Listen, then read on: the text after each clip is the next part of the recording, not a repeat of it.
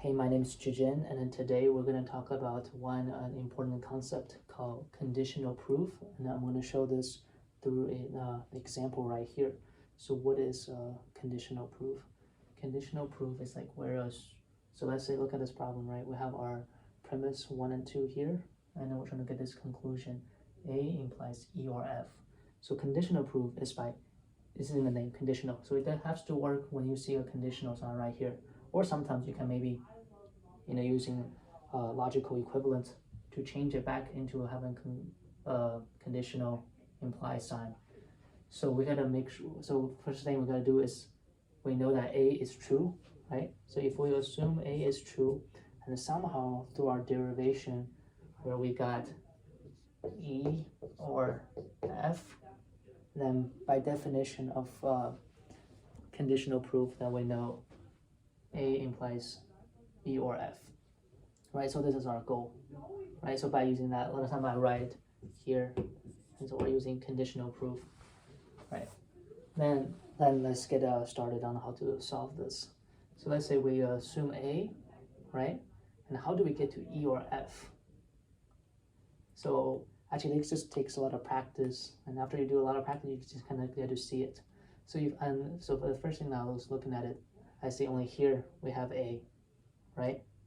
But then this reminds me of a rule, right? A or B implies C. Kind of reminds me, how do we get C? It's like a modus ponens. Remember what's modus ponens? It's P. Oh, if we have P implies Q. If we are given P, then we can conclude Q, right? So in this case, we have A. So we kind of need A or B. So how do we get B, right? That's why I like to print out like a reference sheet, so I can just look at back and forth. Eventually, you just gotta memorize it, right? There's another rule called addition. Basically, you can add or to anything. So you can do A or B by using, actually I'm gonna move to the next line here, right? A or B. So by using addition, right? Addition, all right, we can get A or B. So once we got A or B, then we can use our modus ponens, right? From between 1 and 4, right? This is P implies Q. We have P, we can get C, right? I like to write it on the side. So we use 1 and 4, right? Using modus ponens, right? So now we got here, and then O, right? After you do it a lot, you see the similarity here, right? We want to get F. How do we get F, right? Can we do the same just by doing another addition, right? C or D addition, right? By doing that, we can use modus ponens again. Actually, this problem works great. All we're doing is addition and modus ponens. Then by doing modus ponens between 2 and 6, we got F, right? So once we have F, right, we're trying to get E or F, right? We can use the same rule again right here, addition again. Actually, this problem worked out great.